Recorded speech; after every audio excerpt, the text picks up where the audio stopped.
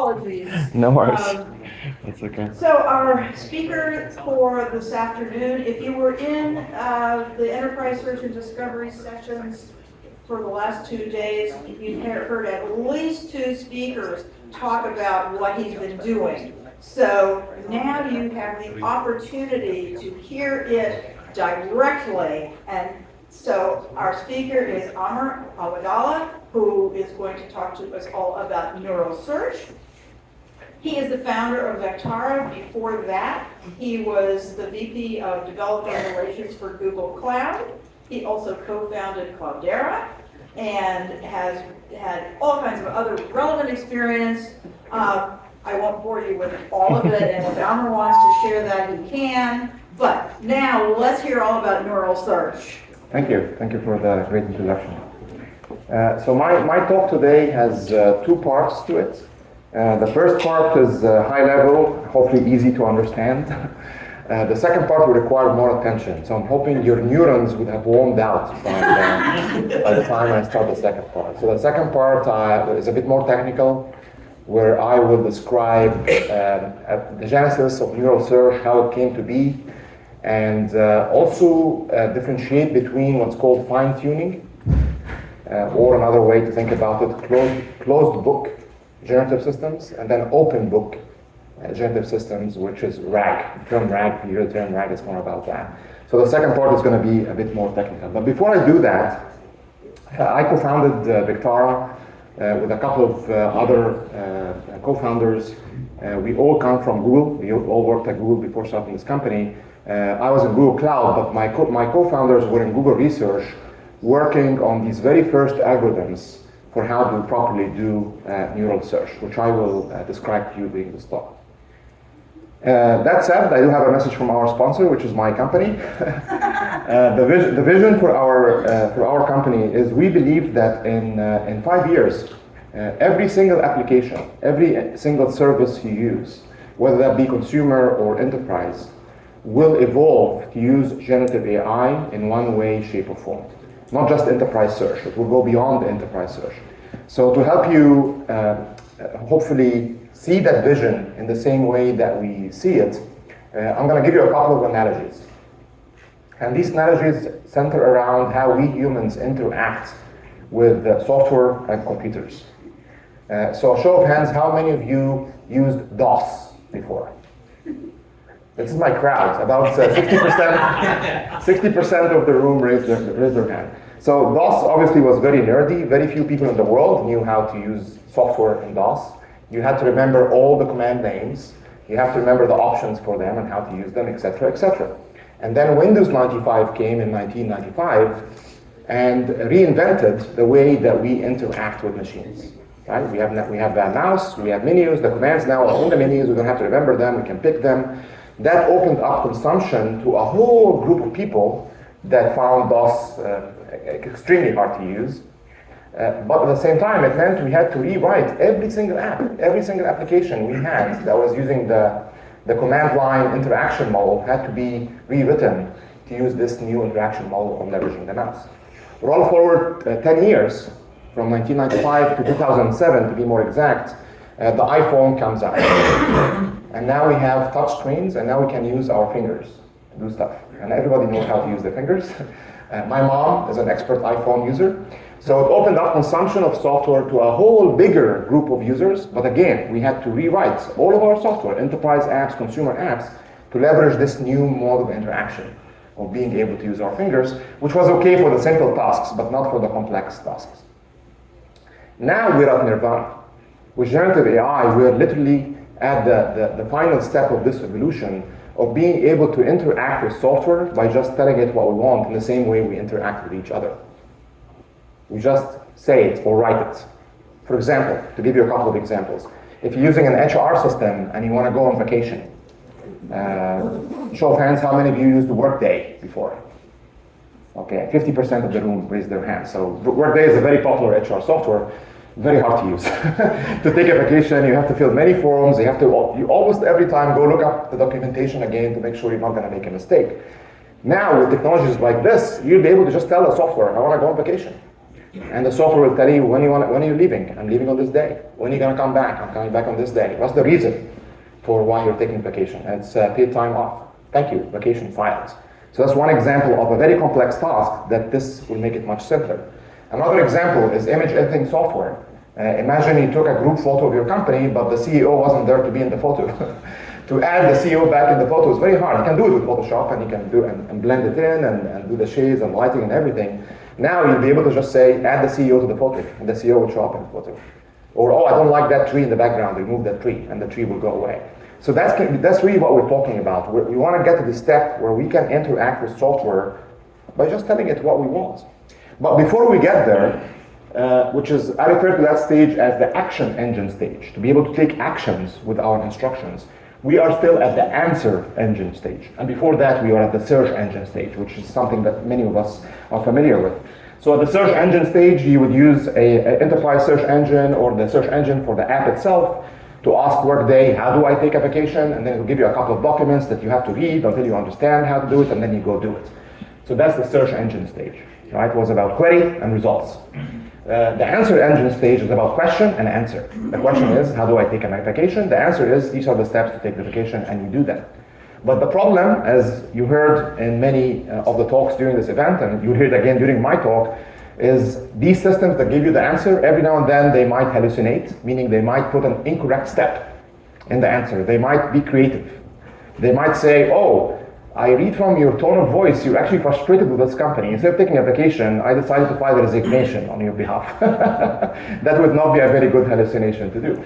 So that's why today we're still in the answer engine stage, which is a human in the loop stage. So you get to see the steps before they're executed. Human applies their judgment and says, yes, these are the right steps, please do them for me. But once we nail hallucination and bring it down to be 0%, then we can move on to the action engine stage, and that will happen for some tasks as time progresses. It's going to be a journey. It's not going to be overnight. We're going to do it for everything in our software. So this is really the vision that our company is focused on, and in this talk I'll be focusing on this category of the answer engine and how do we perform that.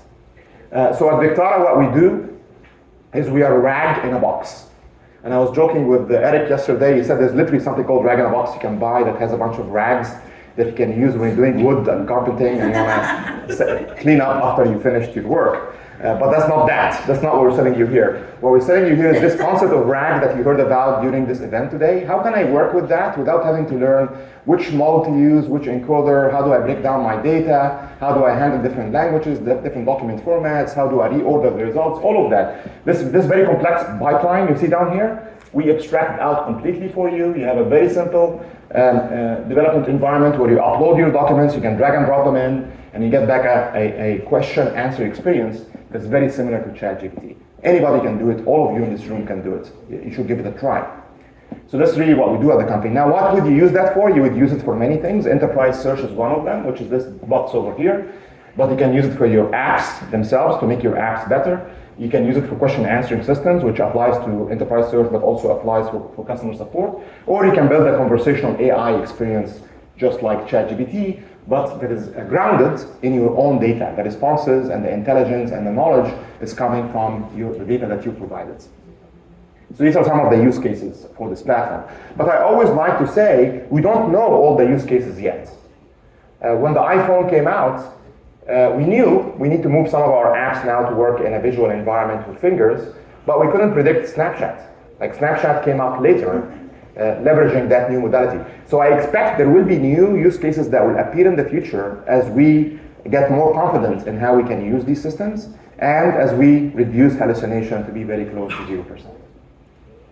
So now I want to give you a demo so you can understand a bit more and relate a bit more to what this does, and then we'll get back to the more technical stuff. So get ready for the heavy stuff now. Hopefully the lunch blood is starting to get back to your brain because you're going to need that for my second half of my talk. So before I do that, I'm going to show you a demo. This demo is a demo called Ask Muse. The source code for this UI and everything behind it is actually open source. You can go grab it from GitHub and build something very similar to this very quickly.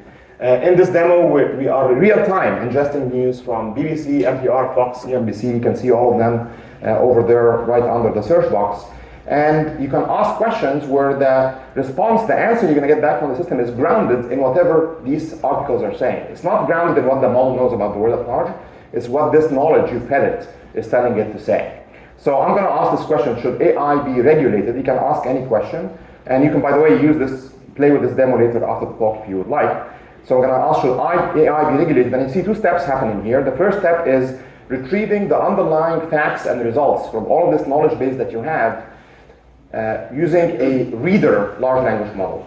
The reader large language model reads the documents just in the same way we would read them. It understands them, and then when you ask a question like this, should AI be regulated, it returns the most relevant paragraphs, the most relevant sentences within these documents that are addressing what this question is about. Just like we humans would do that, and highlights them with a highlighter. In this case, it's the bolding you can see there. So you can see something from BBC, you can see something, actually you see BBC has a bunch of articles, CNBC. If I scroll back all the way up, you'll see it from Fox, you'll see it from CNN, etc., etc. But this panel you see on the right here, that is the old world, right? That's the world of query results. That's the world we're changing. So you don't have to look at that. We're showing you that just to give you the confidence that we're doing the right things. But really what's happening here is you have your question and then the answer. And that's why we call it an answer engine. This is the answer down here. It read all of this information that came back from the retrieval system and figured out that this is a topic of debate. And that's a very important thing. It's not trying to be biased. It's trying to show you the full spectrum of what it's seen in the summary it gives back. As it gives you the response, it gives you citations explaining how I came up with this sentence.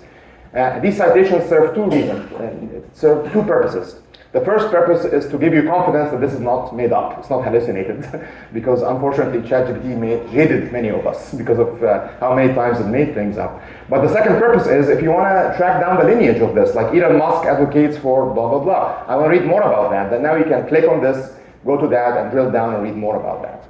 I want to stress that the way that this engine works is by comprehension and understanding. We have been trained on keywords. This is not keyword search. It's doing a little bit of keyword search for the things it have never seen before, but what it's truly doing is the same way we do it, is by comprehension. So this question I have up here, should AI be regulated? I could have asked the same question in a gazillion million ways, it would still work. I could have said, should intelligence created by machines, which is another way of saying AI, be controlled by the government, which is another way of saying regulated. It will still give you the right results. Not only that, this neural network, as we trained it on more than 100 languages at the same time. So it understands all of these 100 languages equally. It's as if you have a multilingual intern working for you that's reading all of your documents and helping you find the right information. So I could ask this question in many other languages. So I'm going to take this query here. I'm going to go to Google Translate, and I will translate this query to Korean. So this is, should AI be regulated in Korean? I'm going to take that. I will go back to my search console here, ask this question in Korean. I could do it Spanish, I could French, German. It doesn't really matter. The engine doesn't care. It will look at the documents. It understands these languages equally because it came up with its own universal language in its head, and then it gives you the proper matches. Now you will see the results here in English because the source is in English, but even if these articles were German, French, Chinese, you name it, it will still find all of the relevant, appropriate paragraphs talking about that. And then for you, the end user, because you asked your question in Korean, I'm going to give you back the response in Korean. So it's very multilingual in nature. So at a very high level, this is what this new wave of technologies is doing, is giving you an amazing capability to answer any question leveraging the content that you have, and do it in a way that removes language as a barrier. So if you're a multinational organization where maybe you have employees that speak Spanish, Portuguese, French, German, it doesn't matter. They can all find the information right away. That's another very key attribute of these new techniques.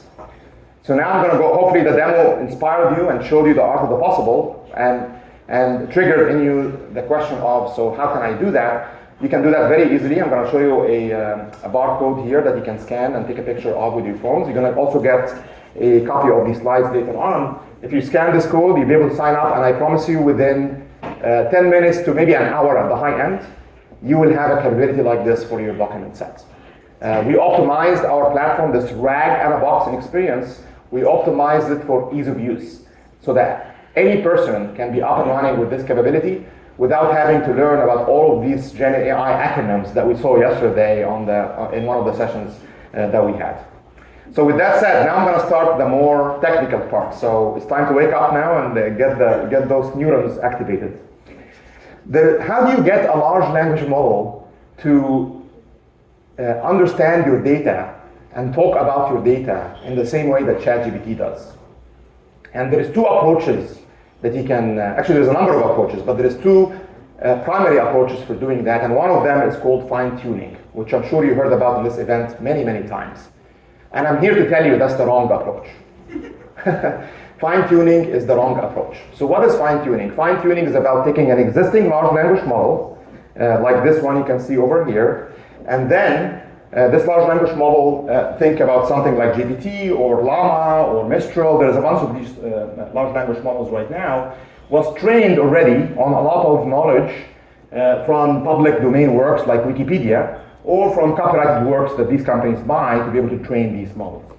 And then fine-tuning is about how do you get your data now to be part of this model. So fine-tuning is about, I'm going to take this existing base model and then further train it, incrementally train it, in other words, fine-tune it with my own data to get now a derivative model. And this derivative model now has my learned new data in its brain. And this is when I need to take a small step back to talk about what do large language models do and why are we so amazed by them. We are so amazed by them because they can compress mountains and mountains of knowledge into a infinitesimally small footprint compared to how much knowledge you ingested in. So to give you an idea of the scale of compression, these models are being trained on hundreds of petabytes of data, hundreds of petabytes. And the model itself that comes out at the end, like after we finish the training, the model itself is a few gigabytes. So we're talking about a compression rate of 1,000,000x or more. And now any of you that studied information theory, the Shannon theorem, etc., would know that that means by definition this has to be lossy compression. It's not compressing this data that you trained it with. It's not stored here verbatim as is. This is a lossy compressed version of it. And that's exactly why hallucination happens. That's exactly the reason why hallucination happens. It's hallucinating because it's trying to recover what was the high fidelity input, but doesn't have it anymore. And it's very similar to how our brains work, by the way. When you were studying in school chemistry or biology, you read all of these books. You didn't memorize every single word in these books. Actually, I don't remember any of the words in the books right now. But if you had photographic memory, which very few of us had that, maybe you will remember them. But what you did is you remembered the gist of them, right? Is you remembered the key lessons in them, the key wisdom, not the knowledge that was in the wisdom that they provided you with. And that's what you're retaining in your brains. So that's why when you're trying to recover the information back, even us humans, we also can get creative and not recovering it back verbatim, but add a new word here or there, or make up new words. Sometimes people make up new words too. And that is exactly what's happening when we say hallucination.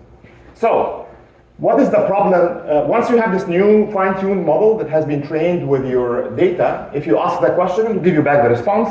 And as part of the response, because your data is in its brain, the wisdom behind your data is in its brain, the response now will be able to leverage that whilst leveraging the other learnings it has. So why is this not the right way, as I'm telling you? The reason why is 8 problems that I'm going to go over right now. There is 8 problems with this approach that don't make it a good approach for teaching knowledge. It's a good approach for teaching process, for teaching style, for teaching maybe a new way of doing things that the model never saw before in any of the public domain works it was trained on, but not for teaching it knowledge. For teaching new knowledge about your company, it's not the right way. Problem number 1 is extremely costly and slow to do fine-tuning.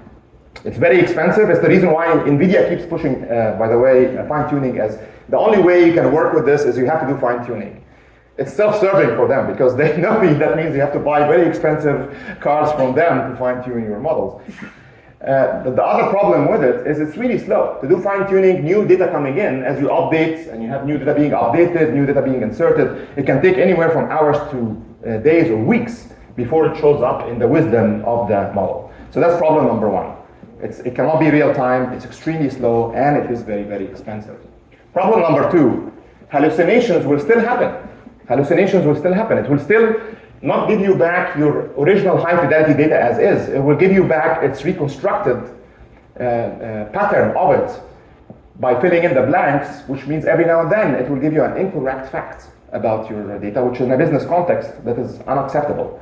If you are making a movie or writing a sci-fi novel, that's actually a good thing. That's a feature, not a bug, right? When the models hallucinate and become creative, that's a good thing when you're doing something that's fiction.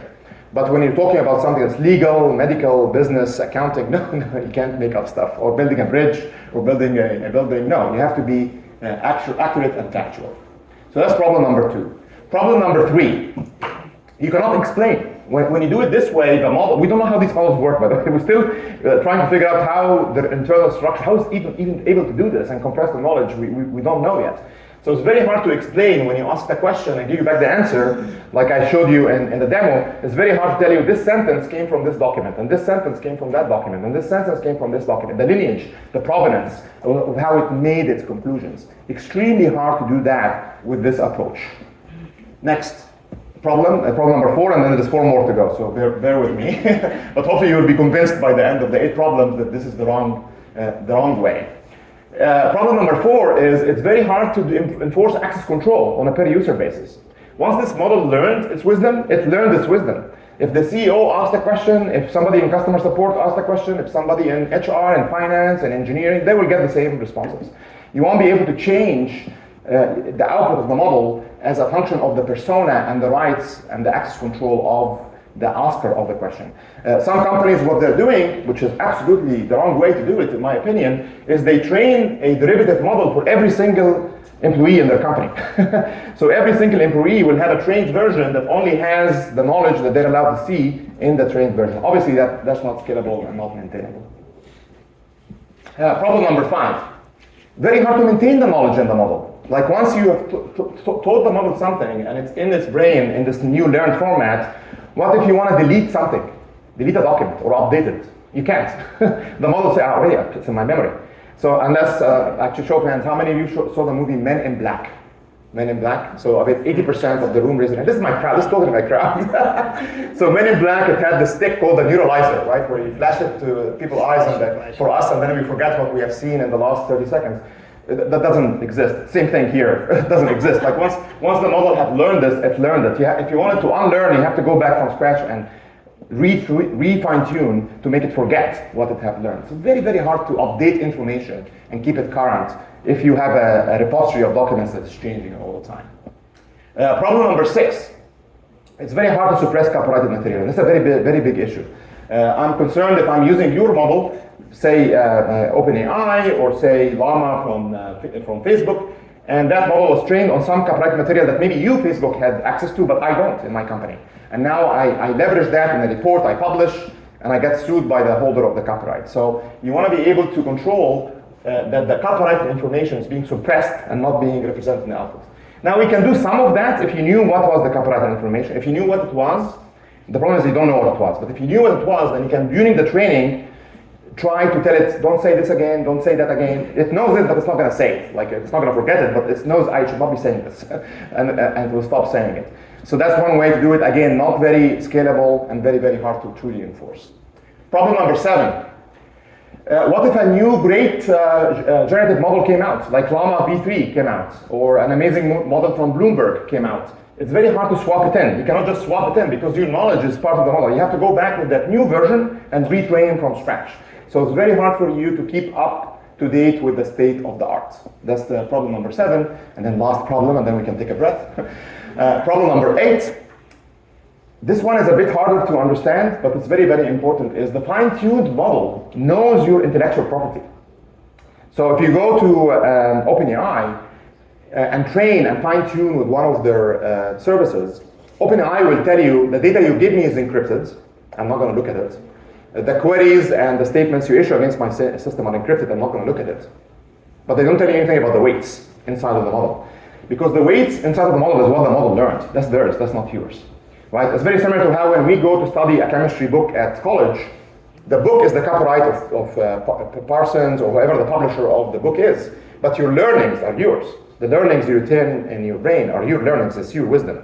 And it's not clear yet how the US is going to regulate, and how the world at large is going to regulate this. For example, Japan said this is not copyrighted. What the model learned in its brain is theirs. right? In the US, which is a very litigious, of course, country, as you know very well, that's not clear right now. Like lawyers will still come and sue you if you output something from here that was yours or not yours.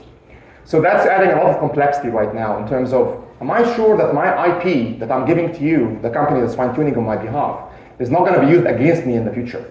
Like when you, company X, that starts with the letter O, builds AGI in the future because you used my proprietary IP to compete with me, will I be able to go back to you and say, oh, you can't do that? Like that's not clear yet, actually. The regulations around that are not clear. And my advice to all of you is you should not let them train on you. It's one of two things. Either you do open source and you train your own model and fine-tune your own model so that you control this new model that you created, or you make sure they're not training on your data. They are leveraging your data but not training on it.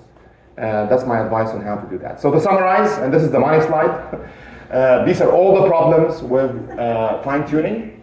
And then I also will say briefly, so when do you want to use fine-tuning? So the problems with fine-tuning is extremely costly and slow. It will still make up factually incorrect outputs. Very hard to explain the produced outputs. Can't enforce access control on a per-person basis. Can't maintain the knowledge, update, delete, insert the knowledge that's inside of the model. Very hard to suppress copyrighted information from being generated. Very hard to minimize bias that the model might already have inside of it.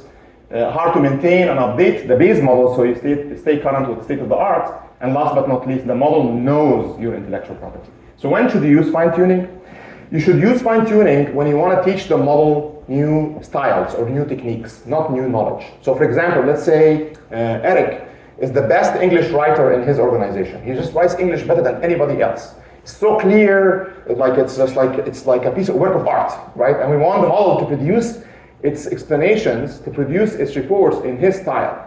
Then yes, fine-tuning is good for that. So training on style is really, really good. Same thing for coding. Training for a way of coding inside of your organization. Fine-tuning is really good for that. Same thing for art. If you have images you're drawing or designs you're drawing, it's good for that.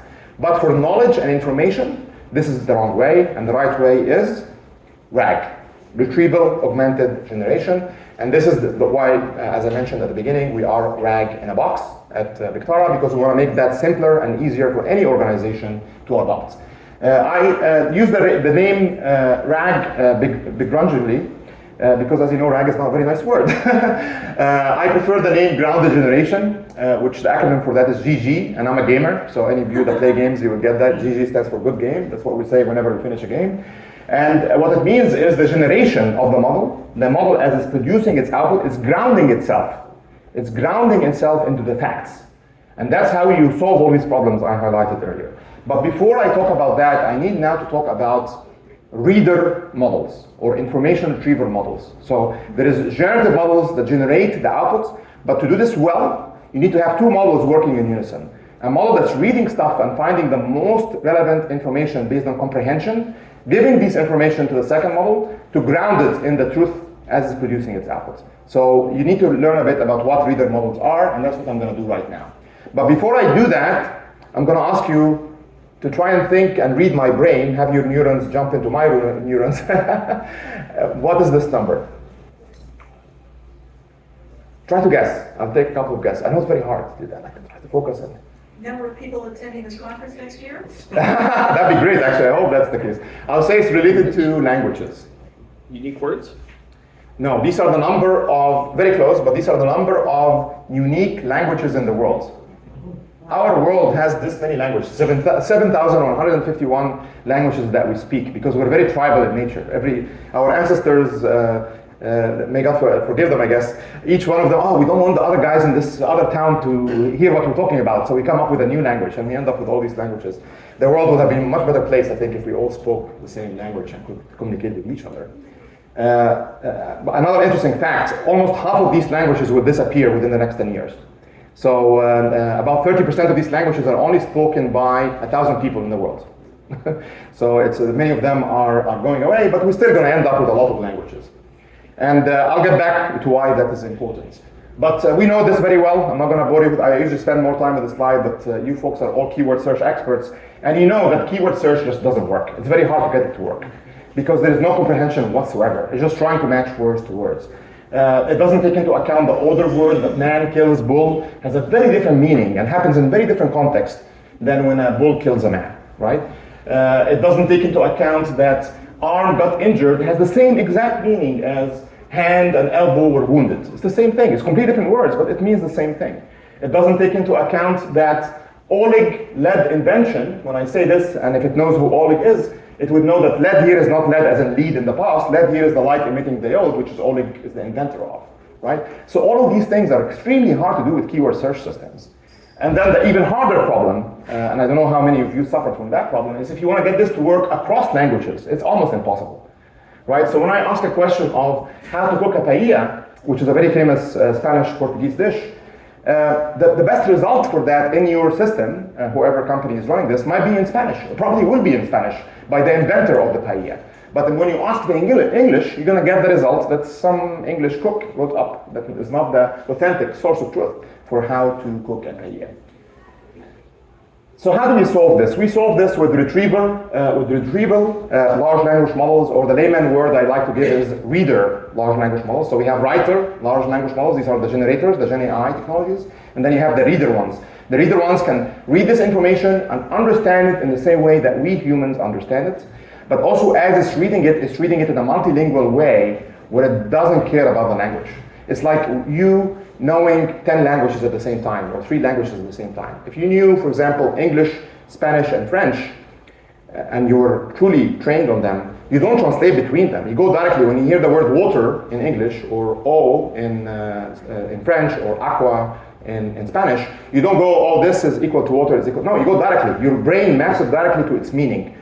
These 3 words, they all map to this concept up in my brain, which is a transparent liquid that freezes at 0 degrees, boils at 100 degrees, and all living algorithms needed to survive. And this is exactly what these models are doing. They created their own lingua franca, their own universal language that they're able to, of meanings, that they're able to map our words into in a very, very clever way. The models are stateless in the way they work, so it means they don't remember what they just read. They remember it while they're reading it, but once they finish reading and give you the meaning, they forget it. And that's the IP problem I talked about earlier. So they're not retaining their IP in their brain in any way, shape, or form. The model is trained so that the meanings from different languages and from different words that have the same meaning would be proximity to each other in that space. I'll get back to that in a second. And then the model is also trained in a way that is what we call zero shot. This is a technical term you hear frequently. And zero shot means they're able to work on your data, on your company's data, without ever seeing that data before, right? So they're able to start working with it even though they have never seen it before. And that's again important, because that's how we can do it without having to train on your data. So with that said, these are 3 key innovations. Like if you want to go back in time, like how did this come to be? How did we figure this out? And my co-founder Amin and our chief technology officer, he was there at Google when this stuff was being invented. There's 3 key inflection points. There is many inflection points, but there's 3 key ones that frankly Google gets credit for, all 3. The first one is the concept of word vectors. And the concept of word vectors, which truly was a very, very revolutionary concept at the time. Now for us it sounds very clear that we should have done it that way. But back then it was really hard for somebody to think of it for the first time. Was when we see these words, let's not take them and put them in a bag of words like we do with BM25 and TTITF, etc., etc. Let's instead map them into a multidimensional space. So think 3D first. Of course, it's not 3D, it's way more than 3D, but our brain cannot understand more than 3D. So think 3D, right? So this is a 3D sphere. So we'll take all the words and we'll map them inside of the sphere such that words with similar meanings, like king and queen, are close to each other in that meaning space as building out that word space. And then each group of words will point to one of these meanings. Even if these group of words were Spanish or English or French, they would point to the same location in that meaning space. Now, the important thing to note is this is not 3-dimensional. It's actually anywhere between 800 dimensions to 2,000 dimensions. So it's a very, very high dimensionality space. So that was innovation number 1, which was really the beginning of this. Innovation number 2 happened in 2017, and many of you might have heard about this term called transformers, and that was about recognizing that the sequence of words is important. right? Man kills bull has a very different meaning than bull kills man. It happens in very different situations than bull kills man. So how do we take that into account? This is really what Transformers was about. Let's take the meaning of these words as they relate to each other as we're mapping them into this multidimensional space. And then event number 3, and by the way, all of these 3 events have this beautiful artifact of we don't need to guide them, we just give them documents, we just give them lots and lots of text, and they just figure it out by themselves, right? We don't have to do, we call that unsupervised. We don't have to go and tell it, oh, when man kills bull, that usually happens in Spain when they're doing the, what they call the thing in Spain with the bulls when they, yeah, one of these things. When a bull kills a man, that happens in the wilderness when a man tries to annoy the bull and the bull gets upset at them, or whatever. So no, you don't have to do that. The system figures that itself by just reading tons and tons of documents. So one of the beautiful tasks that were underlying this technique called BERT, this is a technique called BERT that came out in 2018, was to train these models on puzzles of completing the missing words, right? So we gave it tons and tons of simple examples like this. Jean bought eggs at the what? You, as a model now, should try and figure out the answer to that. Or Jean blank eggs at the supermarket. And then the model will try to fill that in. And by doing that over and over again, not only now did the model know the words and their meanings, king and queen are related to each other, not only now did the model know that bull kills man is different than man kills bull, the model now started to know things that we know. That Jean doesn't buy eggs at home. They buy eggs at the supermarket. And when Jean cooks eggs, they don't cook eggs at the supermarket, they cook it at home. So started to learn not just the grammar and the vocabulary, they started to learn the pragmatics underlying our language. And this really was the beginning of all the amazing stuff we're seeing right now. Like where these models can speak like us, right? Like because they truly understand the pragmatics behind the language and how it's being used. So these are the main 3 events that led to the creation of these amazing new models now that can understand our language in the same way that they can. I'm sure you saw this slide in many shapes or forms during this event because I heard many people talk about RAG, but this is what RAG is about. So RAG is about these 2 models, the generative writer model that writes the response, working hand in hand with the reader model that reads the information, right? So that your data now is not gonna go to train this guy. We're not gonna go train this guy and have your data become wisdom in its brain that's lossy, that is being abused, that's not access controlled. No, we're gonna send your data into this reader model that's going to convert your data from English, French, Chinese, Spanish, whatever, into this meaning space. We call these meanings vectors. If you hear the word vector, because it's really a pointer, so that's what the meaning is. You will also hear the term sometimes called embedding. Like we're embedding them inside of that vector space. And by the way, the company name for us is Vectara because of this. Like Vectara is the meaning that we're trying to help you achieve. And then once you have these meanings and vectors, then you store them in a knowledge database. This knowledge database is frequently referred to these days as vector database. I think vector database as a name is going to go away because it's really just a feature. Like how can you store these arrays of numbers and match these arrays numbers to each other? Like databases should do that as they do it for strings, as they do it for dates. Even search systems should do that. Like Elastic. Only 5 minutes left? Really? Wow. Okay. Wow, I told you I was trying to time. I apologize. I sometimes get super excited and I keep going. So I'll adjust my remaining talk according to that. But going back here, so we store all of these vectors inside of this knowledge base, and then now when the question comes in, your question or prompt, and by the way, I'm using the term question on purpose. It's not a query anymore. Like we need to move away from query results. That's the past. Query results is the past. The future is question answer. That's really what we're moving towards. So your question comes in, we map your question again into that meaning space, and then this knowledge database very quickly matches the meaning that you're after to all the meanings from your data and gives back these meanings to the writer model and tells the writer model this. This is really what it tells it. This is kind of the prompt roughly. It's not exactly like this. Hey, you writer model. Hey, you generative AI model. Hey, you large language model. You are a search bot that takes results and gives back an answer. You must only use the facts I'm giving you right now as the foundation for how you're going to give that answer. And that's what we call open book versus closed book. Remember when you go to the exams and you can open the book? So here is the facts. Don't go try to remember the facts from your brain because you remember them incorrectly. Here is the facts and only use these facts. Don't go make up new facts. Don't hallucinate, please. Second, as you're producing that output, give us citations, like I showed you in the demo, to how you came up with these conclusions based on these facts.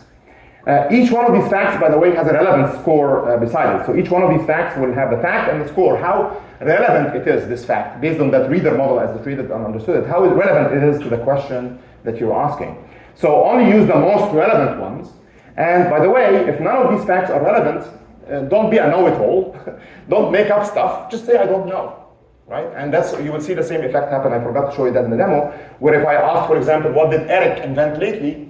It's not going to do like ChatGPT and tell you Eric invented the telescope. It will say, I don't know.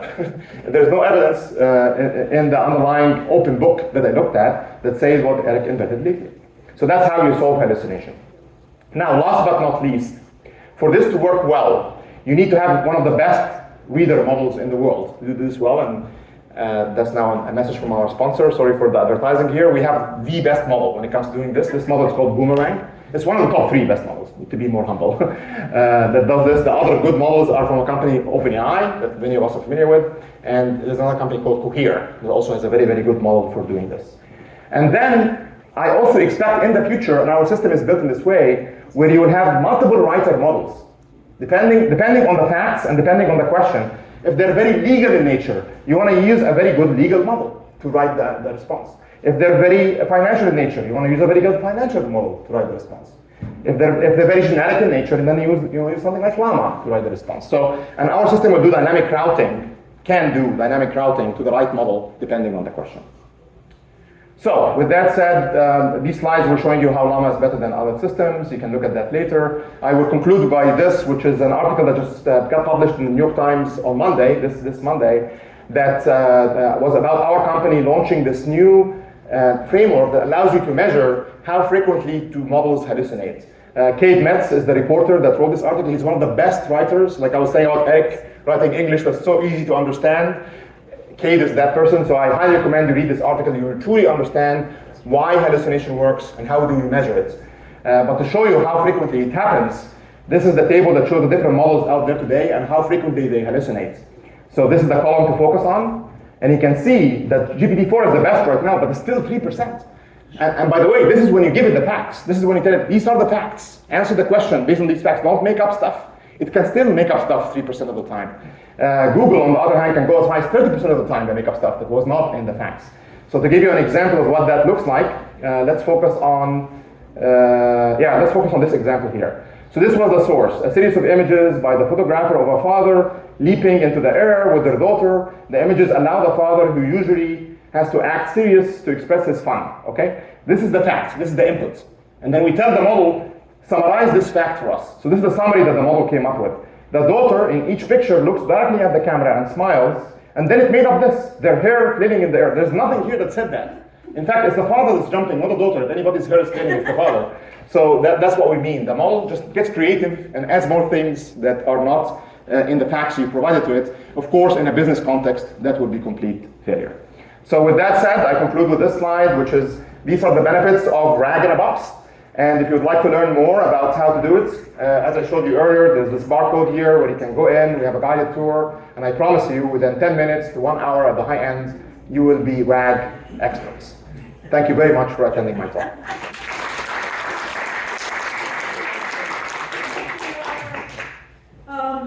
We are out of time, so if you do have questions, I think you're going to have to take it outside and give us time to set up for the next talk, which will be wonderful. So do come back in 15 minutes for the next talk at Enterprise Search and Discovery. Thanks for time warning. It suddenly dawned on me because your slides are not Eric. It suddenly dawned on me. Good check. It worked fine, guys. So I only have to rush through a couple of slides. Love it.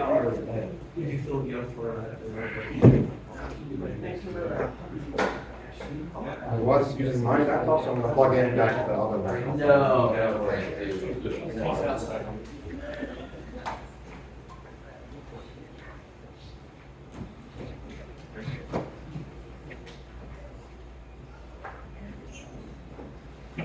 My son worked for Google Cloud for several years.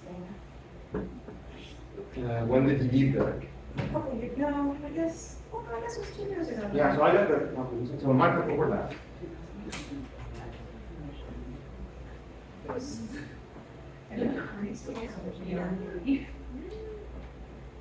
And where- Well, he's got a degree in computer science from Hughes. Oh. And where is he now? He went with JFrog. Yeah. So that's what he's doing. Cool. Okay, thank you very much, and thank you for your patience with me as I went over here. Thank you for coming. Of course.